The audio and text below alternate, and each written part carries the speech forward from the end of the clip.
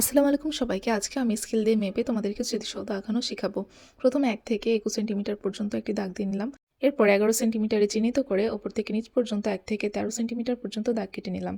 এখন নিচে ২ centimetre gap দিয়ে চিহ্নিত করে নিচ্ছি। একইভাবে অপর পাশেও চিহ্নিত করে নিচ্ছি। এই তো হয়ে গেছে। এখন উপরের দাগ থেকেও ২ সেন্টিমিটার গ্যাপ দিয়ে চিহ্নিত করে নিলাম। এখন স্কেল দিয়ে হালকা করে দাগ টেনে নিচ্ছি। এতে আমাদের স্মৃতিসৌধ আঁকতে সুবিধা হবে। এই তো হয়ে গেল। এরপরে ওপর থেকে নিচ পর্যন্ত দাগগুলোতে স্কেল দিয়ে মিলিয়ে দিচ্ছি। এই তো দেখতে পাচ্ছ কিভাবে স্কেলের সাহায্যে আমি সুন্দর করে ওপর থেকে নিচ পর্যন্ত দাগগুলো মিলিয়ে দিচ্ছি। একইভাবে অপর পাশেও দাগগুলো দিয়ে দিচ্ছি। এই তো হয়ে গেল কত সুন্দরভাবে। এরপরে দাগগুলো ডাবল করে দিচ্ছি।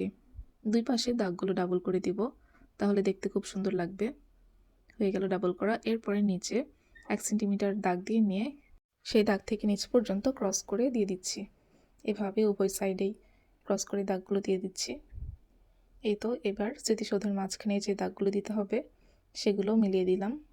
হয়ে গেল স্মৃতিসৌধ। এখন যে বাড়তি দাগগুলো আছে সেগুলো রাবারের সাহায্যে মুছে ফেললাম। এরপরে একটি উড়ন্ত পতাকা এঁকে ফেলছি। উড়ন্ত পতাকা একটু বাঁকা করে আঁকতে হবে।